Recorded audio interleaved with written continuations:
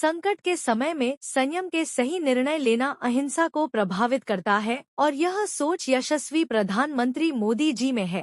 के गुप्ता, प्रदेश के यशस्वी मुख्यमंत्री महोदय के कुशल नेतृत्व और राइजिंग राजस्थान के साथ राजस्थान तरक्की की राह पर चल रहा है।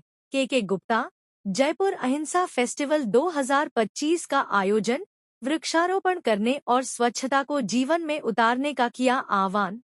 जयपुर श्री दिगंबर जैन मंदिर ट्रस्ट और इंद्रप्रभा चैरिटेबल ट्रस्ट जयपुर के सहयोग से रविवार को जयपुर अहिंसा फेस्टिवल 2025 का आयोजन किया गया। कार्यक्रम में मुख्य अतिथि और प्रमुख वक्ता स्वच्छ भारत मिशन ग्रामीण के कोऑर्डिनेटर तथा नगर परिषद डूंगरपुर के पूर्व सभापति श्री के गुप्ता रहे। आयोजन समिति द्वारा श्री गुप्ता का स्वागत अभिनंदन किया गया। भगवान महावीर स्वामी और भारत माता के जयकारों के साथ अपना ओजस्वी उद्बोधन देते हुए श्री गुप्ता ने कहा कि हमारा देश एक विकसित और विश्व गुरु देश तब बन सकता है जब देश का प्रत्येक नागरिक स्वच्छता सहित पर्यावरण और जल संरक्षण को अपने जीवन में एक नैतिक कर्तव्य के रूप में अपनाए। आज हम देख रहे हैं कि वृक्षारोपण कम होने के कारण ग्लोबल वार्मिंग बढ़ रहा है तथा हमारा देश के लोगों की जीवन प्रत्याशा दर भी अन्य देशों के मुकाबले कम हो रही है। देश में 66 वर्ष की औसत आयु हो रही है, जबकि विदेशों में यह औसत आयु 88 वर्ष है। भारत देश के लोग जल्दी मर रहे हैं। इसका भी एक प्रमुख कारण पर्यावरण का शुद्ध नहीं होना है। उन्होंने कहा कि यशस्वी प्रधानमंत्री मोदी जी ने भी देश से अपील की है कि एक पेड़ अपनी मां के नाम अभियान में आगे बढ़कर साथ दे और इस वर्ष काल में देश भर में करोड़ों की संख्या में वृक्षारोपण किया जाना चाहिए और सिर्फ फोटोग्राफी अथवा भाषण तक वृक्षारोपण कार्यक्रम को सीमित नहीं रख बल्कि सही ईमानदारी के साथ तथा लगभग 8 से 12 फीट ऊंचाई के वृक्ष लगाने होंगे। इसके साथ ही वृक्ष की सुरक्षा की जिम्मेदारी भी लेनी चाहिए।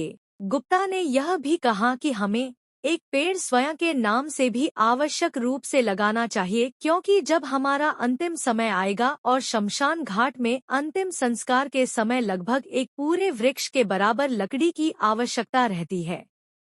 इसलिए एक मनुष्य अपने जीवन काल में कम से कम एक पेड़ तो अवश्य ही लगे जो अपने अंतिम संस्कार विधि में काम आएगा। श्री गुप्ता ने कहा कि जैन समुदाय के साधु संत और मुनिवर त्याग और तपस्या की प्रतिमूर्ति होते हैं।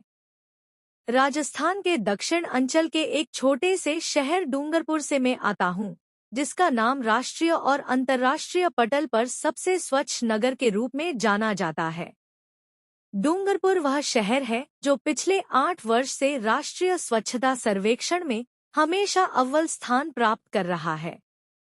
डूंगरपुर में स्वच्छता, पर्यावरण संरक्षण, जल संरक्षण, बेटी बचाओ बेटी पढ़ाओ, महिला स्वरोजगार, युवाओं को कोचिंग मार्गदर्शन, दिव्यांग को रोजगार उपलब्ध कराना सहित अनेक नवाचार किए गए। डूंगरपुर नगर में मेरे सभापति कार्यकाल के दौरान एक जैन मुनि श्री की अगवानी हुई। तब उन्होंने एक प्रश्न किया कि बेजुबान पक्षियों के लिए नगर परिषद द्वारा सेवा की क्या व्यवस्था की गई है।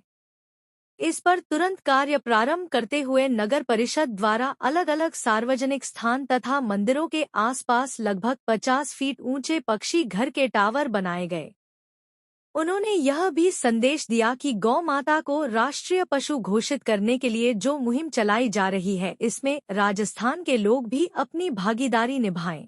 हमारे वेद पुराण में लिखे गए वाक्य अनुसार पहली रोटी गाय के नाम निकाले और गौ माता की सेवा करें। लेकिन यह भी ध्यान रखा जाए कि आज के समय में गौ माता सड़कों पर बेसहारा घूम रही है। ऐसा नहीं होना चाहिए और हमें प्लास्टिक उपयोग भी बंद करना होगा ताकि गौ माता प्लास्टिक खाकर और असमय ही काल का ग्रास नहीं बने और हम भी पाप के भाग नहीं बने।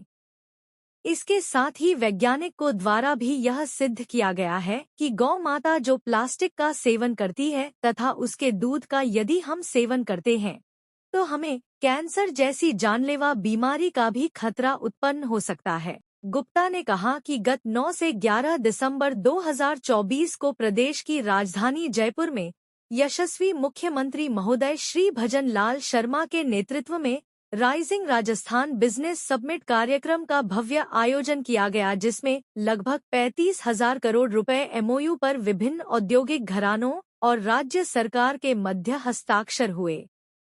यह भव्य निवेश का माहौल हमारे राज्य राजस्थान को विकसित राज्य बनाने की दिशा में सबसे महत्वपूर्ण कड़ी है। लेकिन यह भी तभी संभव है जब स्वच्छता को धरातल पर उतर जाए, क्योंकि जहां स्वच्छता होगी वहीं पर विकास होगा। और इसी सकारात्मक सोच के साथ हम देश के प्रधानमंत्री महोदय मोदी जी के भारत देश एक विश्व गुरु के संकल्प को साकार कर सकते हैं। गुप्ता ने कहा कि संकट के समय में संयम के सही निर्णय लेना अहिंसा को प्रभावित करता है और समस्या का निस्तारण करने की सोच हमारे देश के यशस्वी प्रधानमंत्री नरेंद्र मोदी जी में है। और इसी दूरदर्शी सोच के साथ मोदी जी ने हाल ही में किए गए ऑपरेशन सिंदूर में पड़ोसी दुश्मन देश पाकिस्तान और उसका साथ देने वाले अन्य देशों को भी यह कड़ा संदेश दिया है कि यह नया भारत है जो झुकना नहीं जानता है। आज भारत देश के ऊपर किसी भी दुश्मन मुल्क की आंख दिखाने की हिम्मत नहीं है, और यदि ऐसी कोई संकटकालीन स्थिति उत्पन्न होती भी है तो माननीय प्रधानमंत्री मोदी जी के कंधे से कंधा मिलाकर साथ देने वाले ओजस्वी गृह मंत्री श्री अमित भाई शाह, विदेश मंत्री श्री एस जयशंकर और सुरक्षा सलाहकार श्री अजीत डोभाल सहित हमारे देश की बहादुर सेना साथ खड़ी है।